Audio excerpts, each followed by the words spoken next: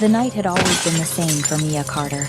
Long shifts serving people who looked through her like she was wallpaper, carrying trays while Manhattan glittered cold and indifferent beyond the windows. Inside, she knew only bone-deep exhaustion and the kind of fear that lived in her chest. Fear of falling behind on rent, fear of disappearing into invisibility, fear of what came next if she ever stopped moving. Then he walked in. Seo-jun Cho, the name spoken in hushed Korean and careful English, the man who built empires in boardrooms and buried problems in silence. The restaurant seemed to hold its breath the moment he entered. Eyes tracked him without wanting to. Shoulders straightened. Servers froze mid-step. And Mia, heart slamming against her ribs, felt the sharp edge of something she had never had to survive before. A crystal glass cut through the air. She caught it in her vision first. A deadly glint, a killing arc aimed straight at him. Instinct took over. She threw herself forward, praying her body would be enough. The glass struck her back. It exploded. Pain tore through her spine like fire and lightning at once. Warm blood spilled down her skin. Silence crashed down, absolute and suffocating. Mia hit the marble floor. Glass shards scattered around her like ice shattered into knives. Every eye in the room locked on her. Every breath stopped. And then Seo-jun's gaze found her on the ground. Cold. Unreadable. The kind of look that meant calculations were being made. Something whispered deep in her bones that surviving tonight was just the price of entry. The real cost was still coming. Before we continue, I need to know something. Where are you watching from tonight? Drop your city in the comments. It still amazes me how far this story travels, and it makes this moment feel like we're all here together, watching what happens next. Mia Carter was 25 years old, and her feet had stopped feeling like they belonged to her sometime around 11. She'd pulled a double lunch shift at a diner in Queens where tips barely covered subway fare, then rushed across town on a packed train where she stood, pressed against strangers who smelled like the end of their own long days. She'd changed her shirt in a Starbucks bathroom, tied on a fresh white apron over her red server's vest, and made it to the upscale Korean fusion restaurant in Midtown with 2 minutes to spare. The place smelled like soy glaze and wealth. Warm amber lights cast shadows across dark wood and white marble. The plates here cost more than her weekly grocery bill. People in this world didn't look at servers unless something was wrong, and even then, they looked through them. Mia had learned how to be invisible, not because she wanted to be, but because invisible kept you employed. Invisible kept you breathing. She moved between tables with her chin tucked just enough, her eyes reading every shift in posture, every tightening jaw, every hand that reached for a glass too quickly. Growing up, Black and poor in America had taught her one survival rule that never failed. Trouble always showed up before it announced itself.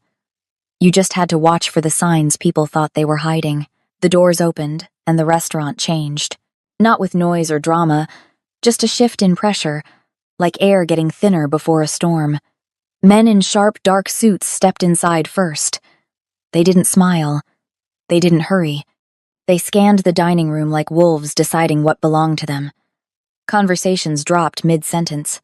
A woman's laugh cut off. Silverware touched plates and went silent. Seo-jun Cho walked in last. Mia had never seen him before, but recognition hit her like cold water. The moment she felt the atmosphere tighten, she knew. He moved like gravity bent for him. Calm. Controlled. His eyes swept the space slowly, missing absolutely nothing. Power didn't just enter with him, it settled over the entire room like a hand pressing down on every throat. Guests watched him without lifting their faces.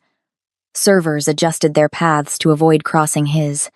Even the soft Korean jazz playing through the speakers seemed to lower in volume, as if the music itself was afraid to be too loud. Mia told herself to keep working. Don't stare. Don't stop.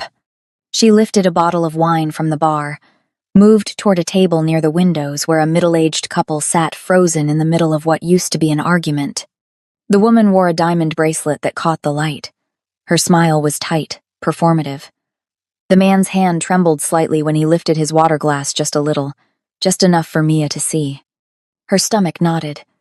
She moved on, tray balanced, breath steady, one foot in front of the other. Seojun was seated near the center of the dining room, his back to the main space. Two men in immaculate suits flanked him on either side, close enough to act, far enough to let him breathe. No one sat directly behind him. No one would dare. As Mia approached with a bottle of red Winehouse selection, poured tableside polite smile required she felt it. A shift, like the moment before lightning strikes. Her eyes flicked, left almost on instinct. A man stood near the bar. His face was flushed, not from alcohol but from something hotter, something burning. His jaw was locked tight. His fingers gripped a crystal tumbler, knuckles gone pale from the pressure, time fractured. Mia saw the exact second the decision crossed his face, saw his shoulder roll back, saw the angle forming, the trajectory calculating, the certainty settling into his muscles. The glass left his hand. It flew in a clean, deadly arc, spinning end over end, straight toward Sojun Cho's skull. Mia didn't think. The wine bottle slipped from her fingers. It shattered at her feet in a spray of red that looked too much like what was coming. She stepped forward fast, reckless, blind, throwing herself between him and the violence hurtling through the air. The crystal glass struck her back. It exploded on impact. White-hot pain burst across her shoulders and spine. Every nerve screamed. Sound vanished as though someone had cut the world's volume to zero. Then came the heat, the tearing sensation, the pull of gravity dragging her down. The restaurant erupted. Screams, chairs scraping across marble, glass raining down like hail made of knives. Mia hit the floor hard. Her vision blurred at the edges. Blood spread hot across the red fabric of her vest, soaking through to the white apron beneath, pooling on cold marble. She tried to breathe and couldn't tell if air was reaching her lungs. For one endless moment, no one moved. Fear nailed everyone in place. Then Sojun Cho turned. Slowly, deliberately, he looked down at her. His expression gave away nothing. No shock, no concern, just cold calculation, the kind of look a man gives a problem he's deciding how to solve. His eyes dark, sharp, utterly unreadable, locked onto hers. Mia's pulse hammered in her ears. She knew, in that frozen instant, that she hadn't saved herself. She had stepped into something far more dangerous than flying glass. She had made herself visible. And in his world, visibility came with a price. If this story is hitting you, support it. Like, subscribe, and share. Let's see how far this goes. The restaurant became a cage. Seojun stood, and reality shifted. 3 fingers raised, his men moved. Doors slammed, locks engaged. A woman tried to stand. A hand pressed her down. Final. Phones disappeared from tables, confiscated by men in dark suits moving with surgical precision. No one protested. Fear had weight. Mia lay on cold marble, glass biting her palms. Pain screamed across her spine, white-hot, blood soaked through her vest, pooling beneath her. Every breath felt like drowning. A medic appeared, kneeling with a black bag. He cut through her vest and apron without asking. Cold air hit exposed wounds. She gasped, biting her lip until she tasted copper. Through pain, Mia's eyes tracked movement. Old instinct. A man near the bar, half hidden. His face wasn't frozen in shock. His mouth curved. Satisfaction, the kind of smile people wore when plans unfolded perfectly. Her stomach dropped. This wasn't random. This was choreographed. Kitchen doors exploded outward. Smoke billowed, thick and choking. A server stumbled out, blood streaming between his fingers. Screams erupted. Someone shouted in Korean. Glass shattered more of it.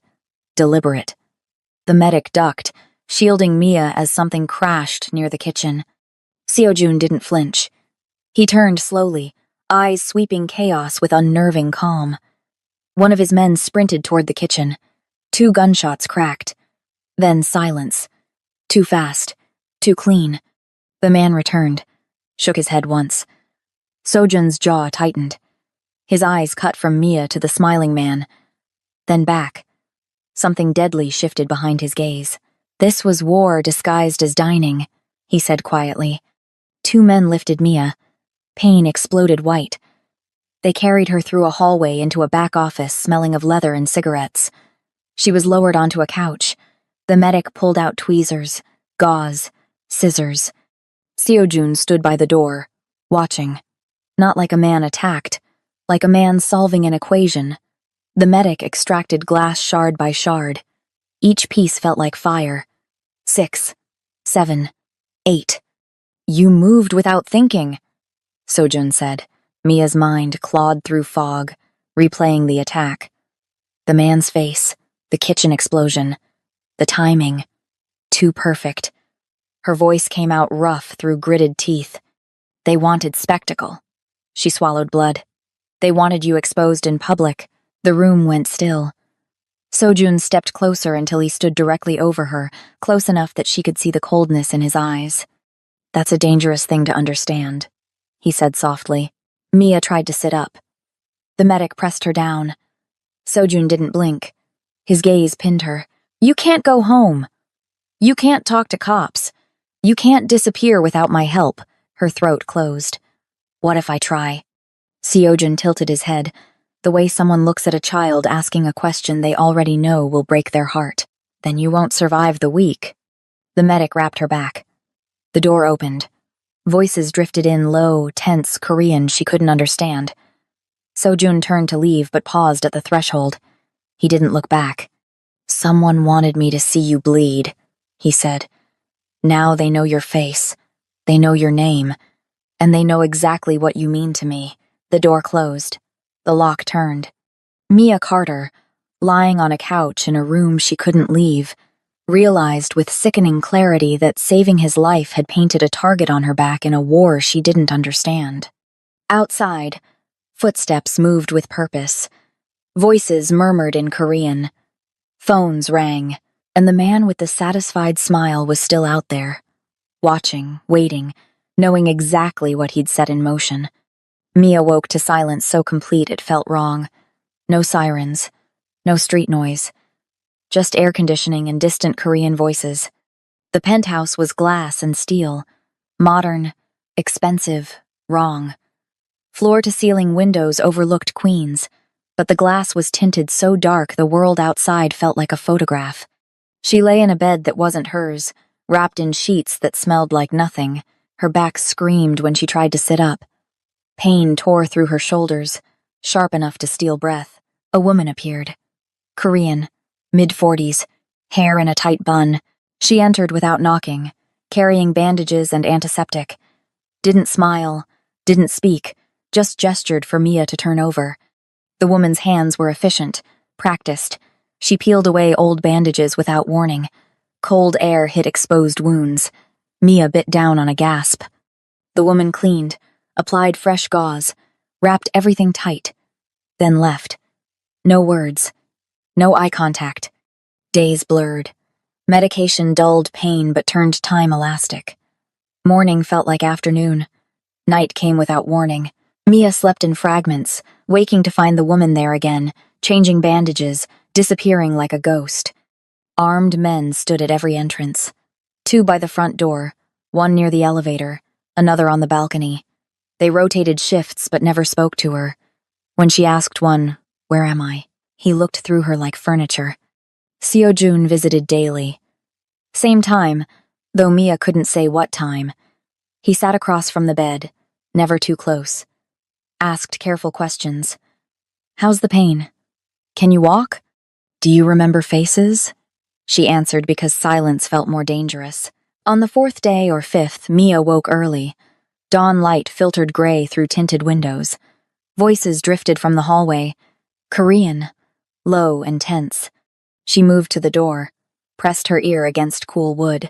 She wasn't supposed to survive. A man's voice. Flat. Boss made adjustments. Younger voice. Adjustments. Sharp, humorless laugh. That's what we're calling it? Silence. Then, would have been simpler if the contractor had finished the job. Simpler doesn't matter. What matters is fewer complications now. Footsteps moved away. Mia stood frozen. Understanding crashed over her. She wasn't here because Sojun wanted to protect her. She was here because letting her die would have caused problems. Witnesses. Questions. Attention he didn't want. Her life was a calculated risk. A complication managed by keeping her breathing just long enough to stop being one. That night, when Sojun came, Mia didn't wait. "If I had died," she said, voice steady despite her hammering pulse. "Would it have changed anything?" Seojun studied her. Something shifted in his expression recognition, like he'd been waiting for her to figure it out. Only the timing and method. Mia's chest tightened. "So I'm alive because your death in my restaurant, protecting me, in front of witnesses, would have created more problems than your survival." He didn't look away, didn't soften it. The math worked out this way.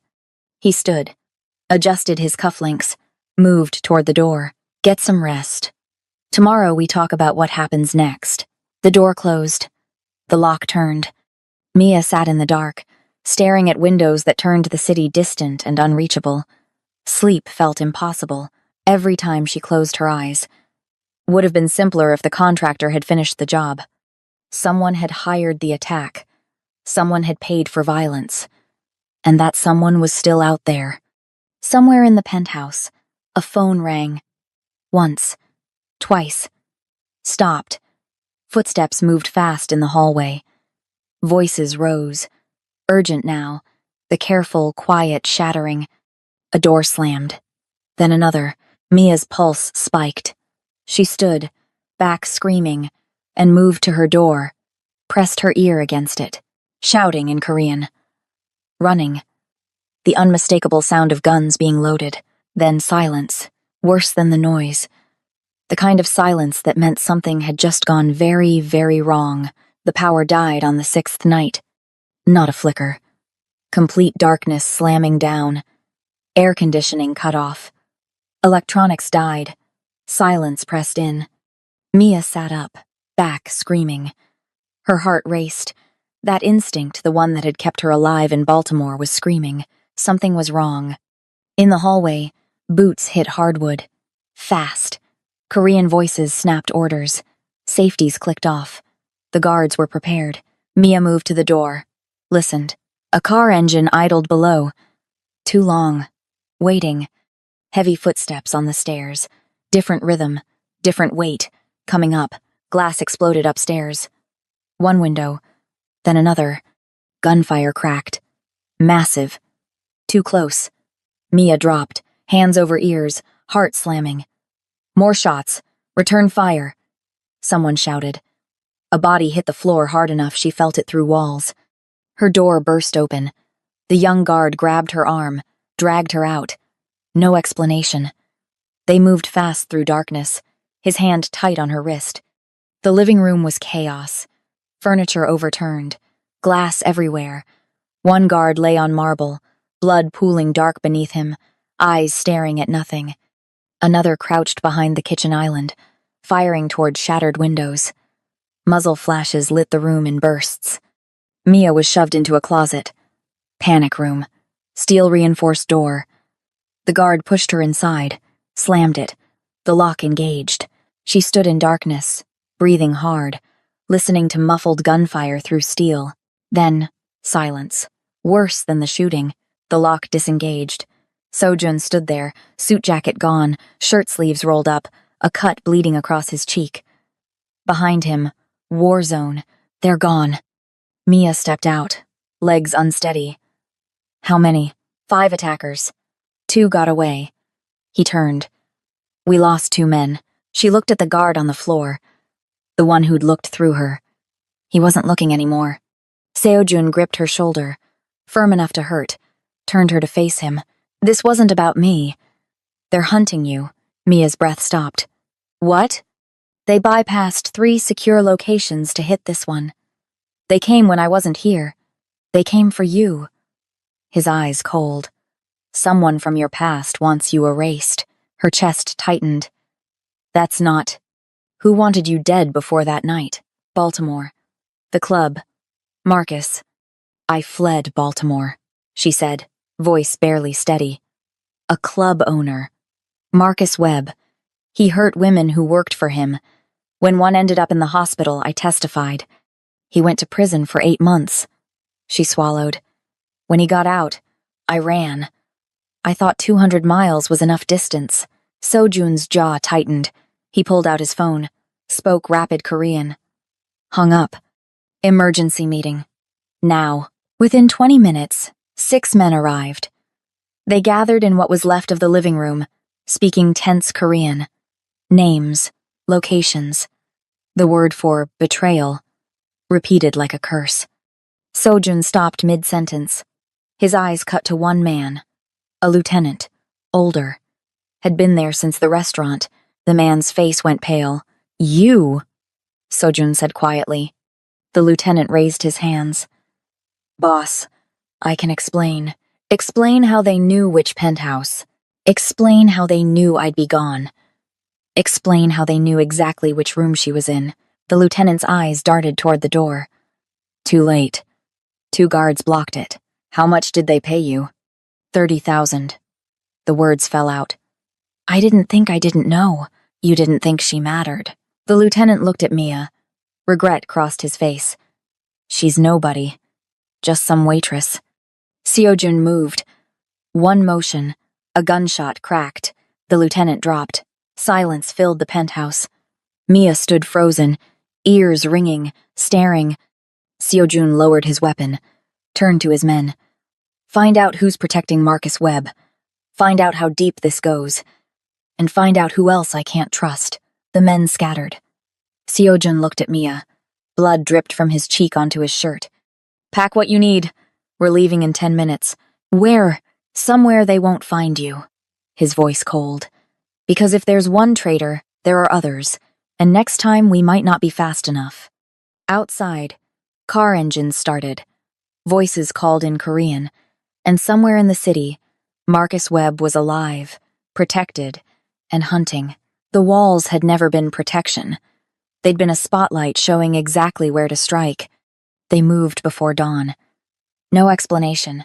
Just Sojun's men loading black SUVs, while Mia stood in the ruined penthouse with a bag she'd been given 10 minutes to pack. The body was gone. The lieutenant who'd sold her location for $30,000 had been dragged away, blood mopped up, like he'd never existed. Mia couldn't stop seeing it. The moment Sojun pulled the trigger, the way the man dropped, she'd flinched but hadn't screamed, hadn't looked away. This was the reality she'd stepped into. No safety nets. Just brutal, immediate consequences. They drove through empty streets. 3 SUVs, armed men in each.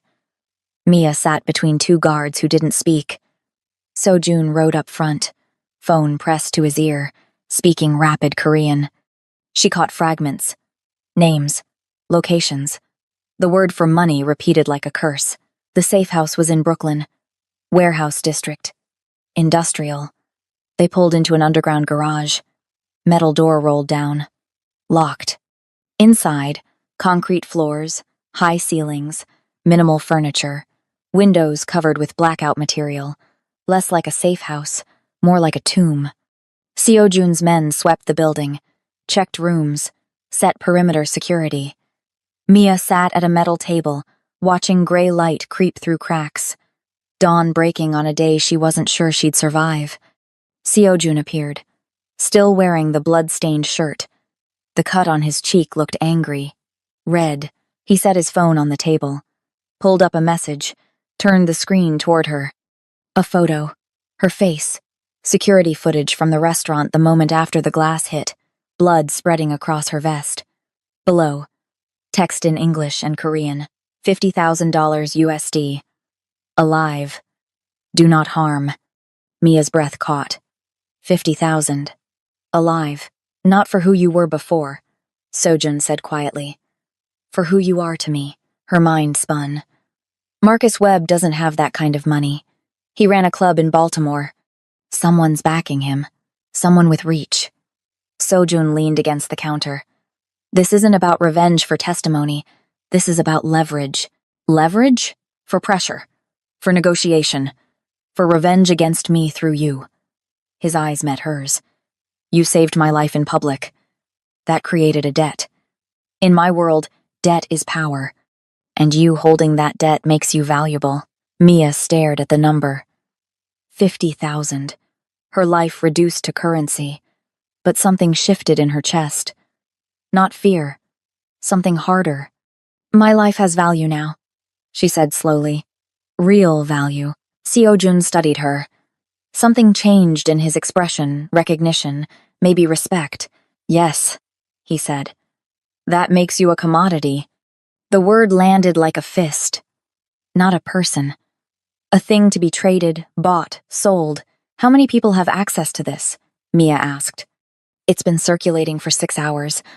Could be hundreds by now. Dealers, fixers, anyone looking for quick money. So anyone could walk up to you on the street and try to collect. He pushed off the counter. That's why you don't leave this building. That's why. His phone buzzed. Once. Twice. 3 times rapid. Seojun picked it up. His face went still. What? Mia asked. He turned the phone. Another message. Different sender. A video. Grainy. Security footage from outside the warehouse. Time-stamped 2 minutes ago. A woman stood across the street. Young. Black. Hoodie pulled up. She stared directly at the camera. Smiled. Walked away. The message below. Found her. Confirming location. ETA 30 minutes. Mia's blood turned to ice. They know we're here. Seojun was already moving. Barking orders in Korean. His men scattered. Weapons drawn. He grabbed Mia's arm. Pulled her toward the back. How many exits? She asked. 2. Both covered now. Then we're trapped. Seojun's grip tightened. No. We're bait. Behind them, car engines rumbled outside. Multiple vehicles, surrounding the building. And somewhere in Brooklyn, 30 minutes away, someone else was coming to collect their $50,000. They didn't come. The car engines idled outside for 23 minutes. Then pulled away. No gunfire. No breach. Just silence. Sojun's men searched the perimeter. Found nothing except tire marks and the video proving someone had been watching. They were testing us, Sojun said, seeing how we'd react. Mia sat on a crate, hands shaking from adrenaline. So what happens when they stop testing? Seojun made calls, paced, finally turned to her. We're leaving the country. The words hit like cold water. What? Seoul. Tomorrow. New identity. Real protection. He pulled a passport from his jacket, set it on the table. Korean passport. Her photo. A name in Hangul. Kim Minji. Your new name. By Friday, you'll be in Gangnam with money to start over. No one hunting you. Mia picked up the passport. Traced the unfamiliar characters. Kim Minji. A person who'd never testified. Never saved anyone's life. Never had a price on her head. Freedom. For the first time since glass shattered on her back, she could imagine it. Sunlight without fear. Streets where her face meant nothing. When do we leave? Tomorrow. 1800 hours. She nodded. Slipped the passport into her pocket. That night, she lay staring at ceiling pipes, turning the passport over and over. Kim Minji. New person. New life. But sleep refused to come. Baltimore. She'd run, changed her name, worked cash, stayed invisible, and it hadn't mattered. Marcus Webb had still found her. 200 miles hadn't been enough. 2 years hadn't been enough. What made her think an ocean would be different? At dawn, Mia found Sojun in the kitchen. She set the passport on the table, slid it across. I'm not running. Seojun looked at her.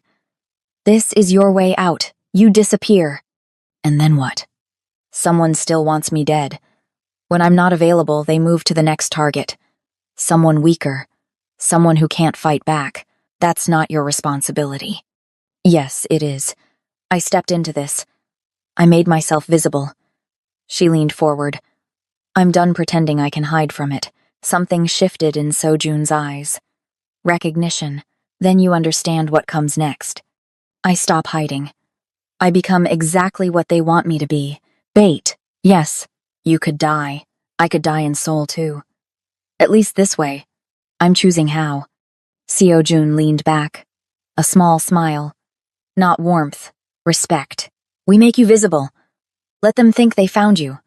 Control the location. Control the timing. And when they come, we end it. They spent 6 hours planning. Locations, timing, information to leak.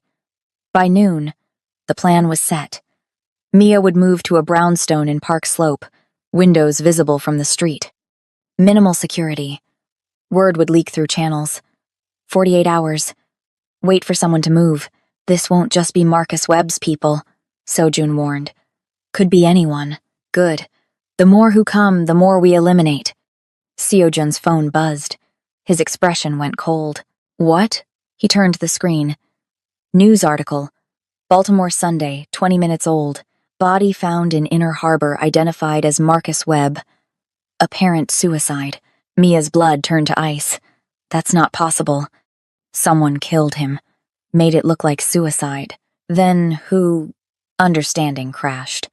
Who's been hunting me? Seojun scrolled through messages. Stopped.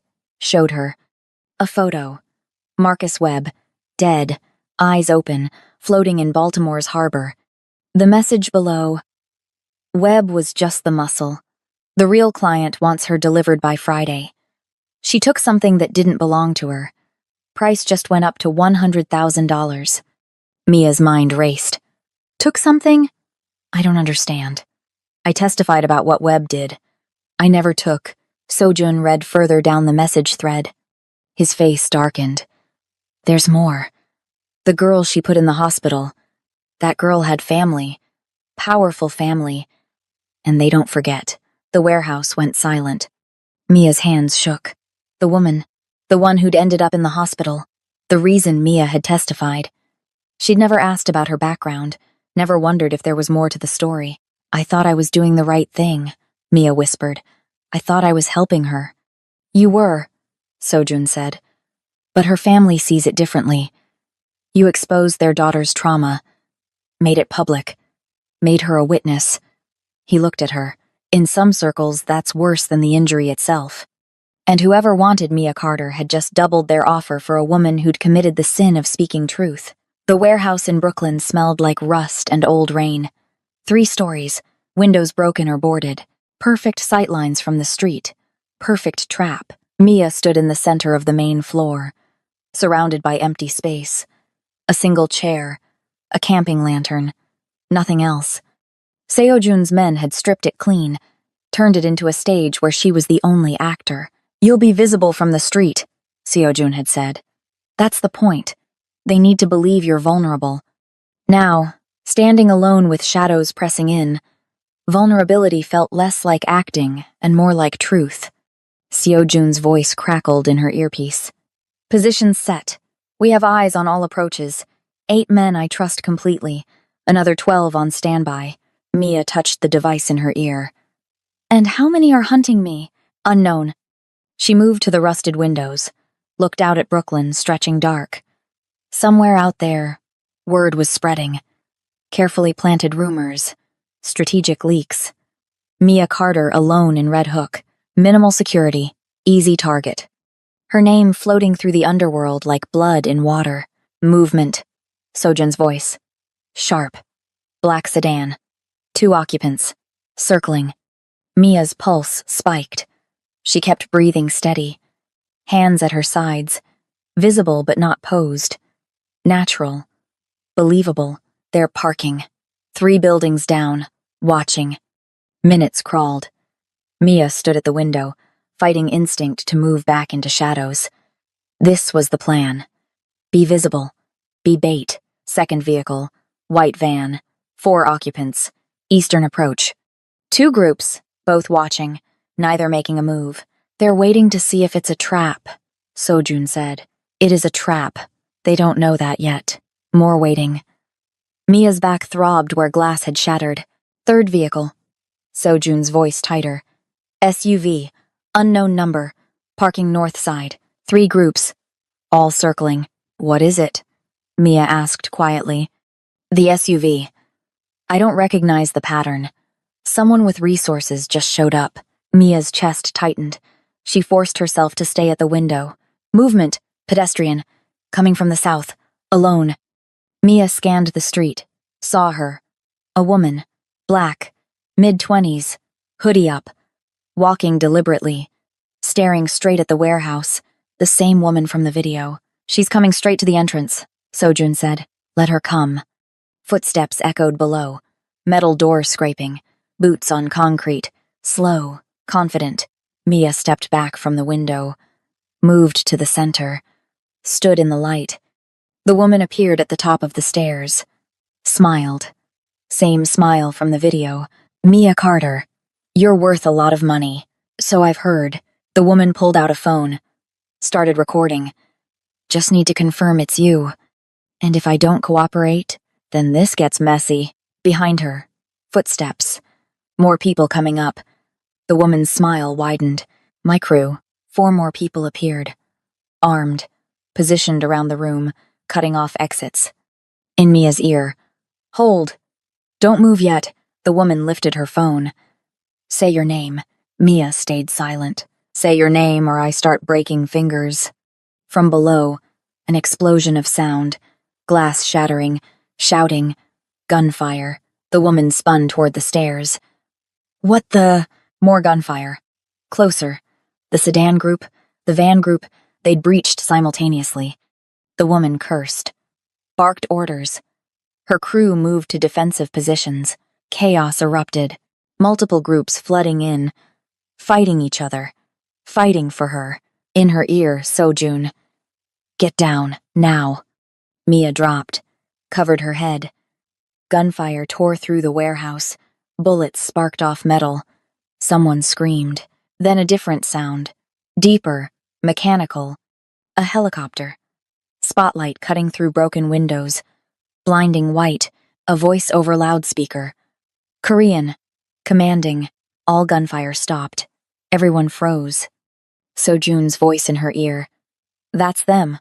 Right on time. The helicopter spotlight pinned everyone in place. The Korean voice boomed commands. Not a question. An order. Then the lights died. Not the helicopter, the warehouse. The entire block. Complete blackness. Strategic. In her ear, Sojun. Now! Extraction team, move! Mia's eyes fought to adjust. She saw ropes dropping from above. Not from the rafters, from the helicopter. Fast roping. Military precision. Shapes descended. 6. 8. Armed night vision. Above. Someone screamed, but it was too late. Flashbangs detonated. Mia squeezed her eyes shut, hands over ears. Even prepared, the concussion was massive. When she opened her eyes, the warehouse was pandemonium. The helicopter team had landed. They weren't there for Mia, they were there for everyone else. Seo-jun materialized from the chaos, grabbed Mia's arm. This way! They ran toward the back, his men providing cover. The helicopter team systematically neutralizing the bounty hunters. Professional, efficient, brutal. Through smoke, a figure emerged, moving with purpose. Hunting. Mia saw the blade.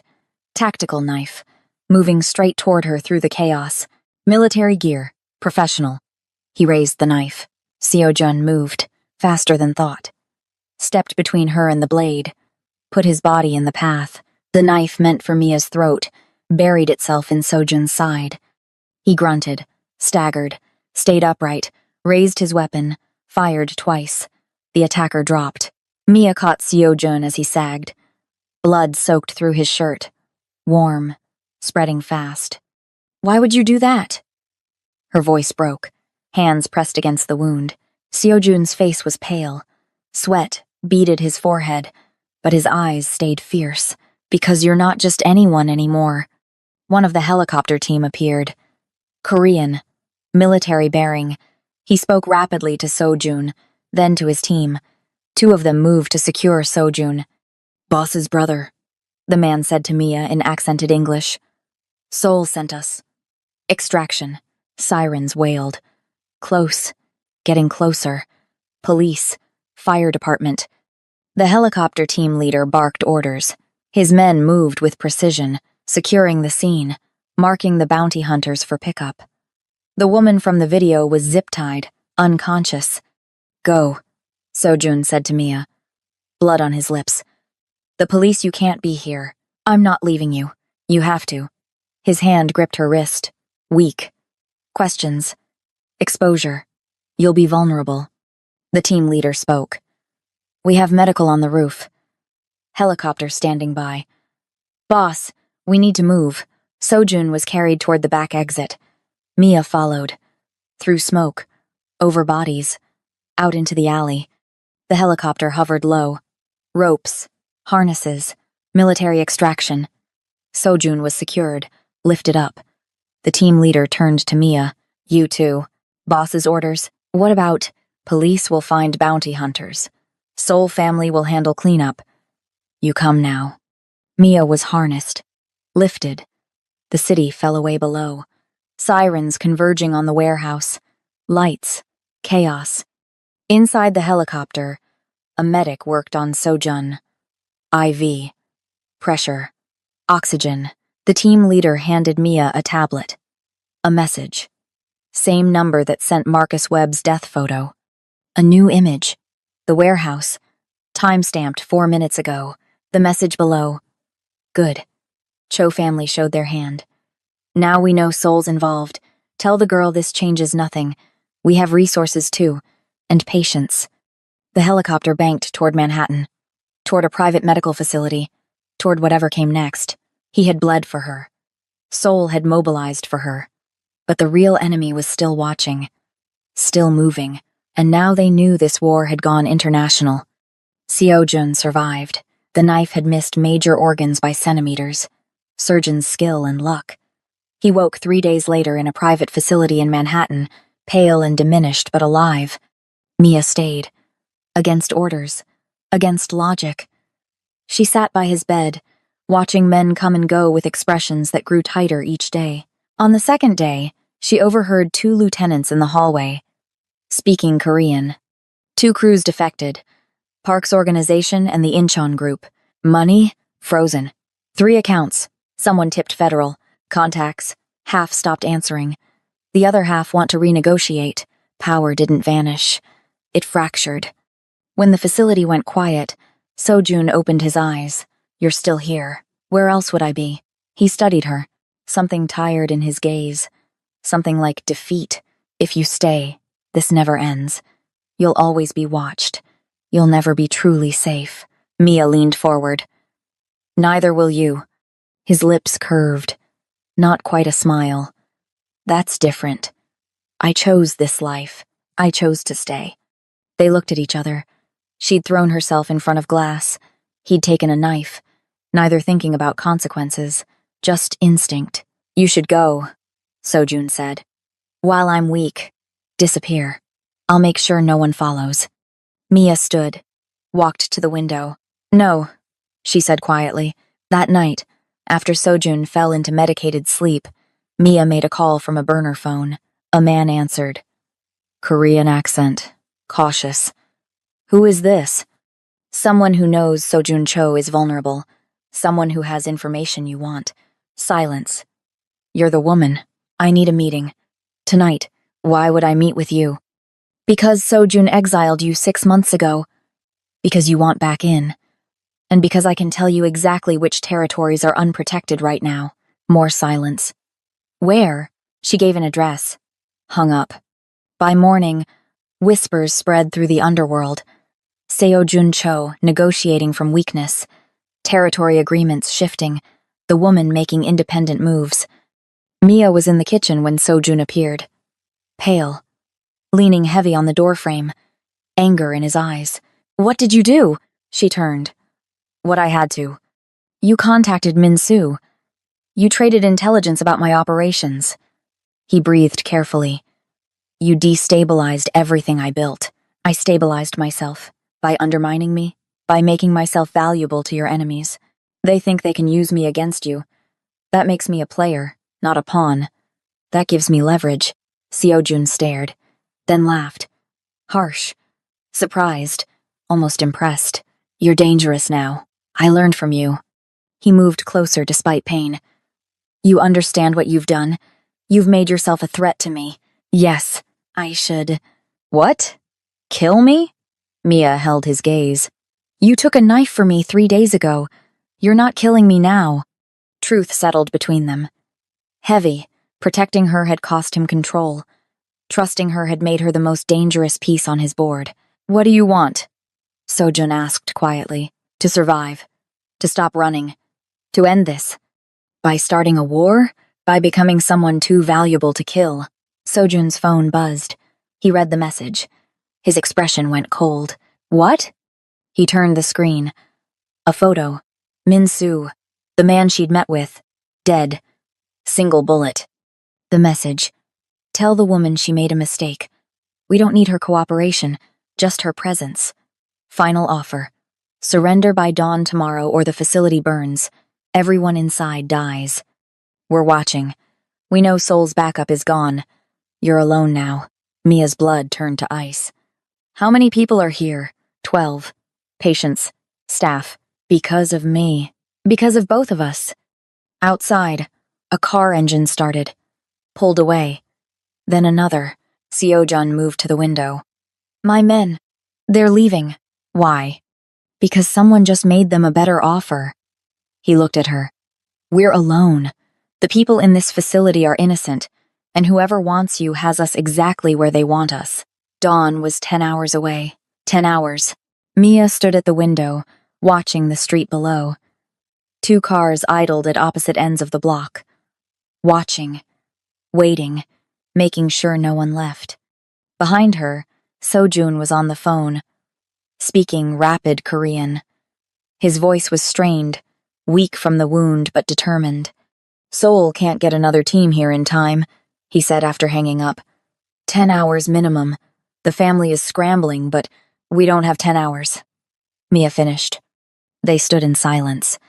The facility was small. Boutique medical. 12 people total, including them. A doctor, 3 nurses, 6 other patients, 2 security guards who'd already fled with Seojun's men. Innocent people. About to die because Mia had testified 2 years ago in Baltimore.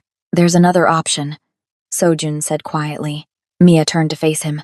You surrender. I stay. They take you. The facility survives. No. It's logical. No. Mia moved closer. They don't want me to live. They want me delivered so they can kill me themselves. Publicly. To make a point. She held his gaze. And the second I'm gone, they kill you anyway. You're a witness to everything. Sojun leaned against the wall. The wound was draining him. He wouldn't admit it, but she could see the pain in every movement. Then we evacuate, he said. Get everyone out. Scatter them. They're watching both exits. Cars at each end. The moment we move 12 people, they know. They come in. So what do you suggest? Mia thought. Turned back to the window. Watched the cars. Watched the pattern. Every 20 minutes, they switched positions. Coordinated. Professional. We don't evacuate everyone, she said slowly. We make them think we have. Evacuate the staff and patients through the back. Quietly. Make it look like business as usual from the front. Keep lights on. Movement in windows. You and I stay. When they come at dawn thinking everyone's here, we're the only ones left. Sojun finished. And we're ready. Can you fight? He touched his side. Winced. I can shoot. They moved fast. Sojun called in a favor a friend with connections to a rival medical facility 3 blocks away. Quiet transfers. Back door. One at a time. Nurses wheeling patients in covered gurneys, moving slow, looking routine. The doctor protested. Mia explained. Showed him the message. Watched his face go pale. You're using yourselves as bait, he said. We're giving you a chance to live, Mia replied. Take it. By midnight, the facility was empty except for Mia and Sojun. They turned on every light, used mannequins from a supply closet positioned in windows, created shadows of movement. Seojun positioned weapons, a pistol for Mia, rifle for himself, extra magazines. He moved slower than he wanted, breath catching with pain. If this goes wrong, he started. It won't. If it does, don't wait for me. Run. Mia checked her weapon. I didn't refuse Soul to run now. They waited. Hours crawling. Sojun sitting, conserving strength. Mia watching the street. At 4 a.m., the watchers' cars changed again, but this time, they parked closer, getting ready. They're moving up, Mia said. Dawn in 2 hours. At 5:30 a.m., as gray light started creeping across the sky, a van pulled up. Back doors opened. 6 people got out, armed, professional. Here we go, Sojun said, moving to position despite the pain. The attack came fast. Front door kicked in. Flashbang. Smoke. The team entered tactical. But Mia and Sojun weren't where they expected. They'd positioned themselves in the stairwell. High ground. Clear shots. Seojun fired first. 2 down. Mia fired. 1 more. Return fire shredded drywall. They ducked back, moved positions. A voice shouted. Facility is empty, they evacuated. Pause. Confusion. The attackers weren't prepared for this. Then another voice. Older. Authority. Coming from outside. Burn it anyway. Send the message. Sojun's eyes met Mia's. They moved. Down the stairs. Fast. He was gritting teeth against pain, but moving. They hit the back exit as the first Molotov cocktail crashed through the front window. Fire erupted. Smoke billowed. Alarms screamed. They burst into the alley. A car was waiting, Sojun's backup plan. Driver loyal, hidden 2 blocks away. Gunfire followed them. Bullets sparked off brick. They dove into the car. Tires screamed. They were moving. Behind them, the facility burned. Sirens wailed as fire trucks responded. Police converging. In the back seat, Sojun slumped, breathing hard. Blood had soaked through his bandages. The exertion had reopened the wound. Hospital, the driver said in Korean. No, Sojun replied. Safe house in Queens. Different doctor. Mia pressed her hand against his side. Pressure. Blood warm between her fingers again. We survived, she said. They'll come again. I know. The driver's phone buzzed. He glanced at it. Spoke to Sojun in Korean. Seojun's face went dark. What? Mia asked. He showed her the phone. News alert. Not about the facility. About Baltimore. Federal investigation reveals trafficking network connected to late club owner Marcus Webb. Arrests made. Victims include daughters of prominent families. Below that, another message.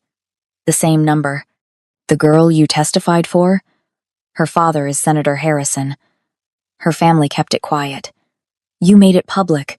You cost him his career. Some debts are paid in blood.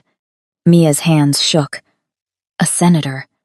The woman she'd tried to help had been a senator's daughter. Her testimony hadn't just put Webb in prison, it had exposed a powerful family's private shame. They're not going to stop, she whispered. No, Sojun said. They won't. The car drove through Queens. Dawn was breaking. The facility was still burning behind them, and somewhere in Baltimore or Washington or Seoul, powerful people were making plans. 3 weeks passed. They moved twice. Sojun recovered slowly, his empire rebuilt carefully. By winter, his power looked stable again from outside, but inside, fractures remained. Some wounds don't heal. They stopped talking about escape or safety or any future past tomorrow. They existed in present tense. Tonight, this moment, the next move. You're still afraid, Sojun said one evening. They sat by the window of a loft in the Bronx, city lights spreading endless below. So are you, Mia replied. Yes, that's enough. He looked at her. Something in his gaze that might have been acceptance. Might have been resignation. Weeks passed. Quiet ones. The kind that made you forget danger wasn't gone, just waiting. Then Mia overheard a conversation. 2 of Seojun's men. Speaking Korean. Thinking she wouldn't understand, but she did. She caught the name, and her blood froze. The man who'd thrown the glass. The first attack. The moment that had shattered everything. He wasn't dead. Wasn't even hunted. Vanished, one man said. Not destroyed. Preserved. Someone powerful is protecting him? Has to be. Senator Harrison's reach is long. That night, Mia stood in front of the bathroom mirror, pulled off her shirt, looked at the scars across her back, thin white lines where glass had cut deep, healed, but permanent. Seojun appeared in the doorway. "What's wrong?" "The man from the restaurant, the one who threw the glass. He's still alive, protected by the senator's people." Sojun's expression didn't change. "I know." "You know?" Her voice rose. "You've known since the beginning, and you didn't. Killing him wouldn't have ended it. Someone paid him. Someone planned it. He was just the hand that threw." Sojun stepped closer. "But I've been tracking him, waiting for the right moment. You don't strike until you can end it completely. So we just live with it? We live knowing it's not over. Yes, but we're not running. We're preparing." Mia turned back to the mirror, looked at her scars, at the woman she'd become. Not the invisible waitress anymore. Not the victim. Someone dangerous. Someone choosing to stand where safety was never guaranteed. "Do you regret it?" she asked quietly. Seojun moved closer, stood behind her, met her eyes in the mirror. "The knife?" "No. You?" Mia touched the scars on her back. "No. I regret believing danger only strikes once."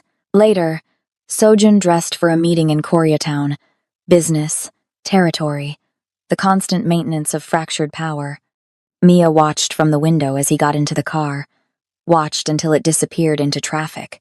Knowing he'd return, knowing that tomorrow or next week or 5 years from now, someone would come for one of them again. The glass had shattered on her back. The knife had buried in his side, and neither wound had ended anything. They'd just marked the beginning. Her phone buzzed. Unknown number. She almost didn't open it. The message was simple. "Senator Harrison sends his regards. He's patient, he can wait. But justice will come. See you soon." Mia looked out at the city, at the lights and the darkness between them, at all the places danger could hide.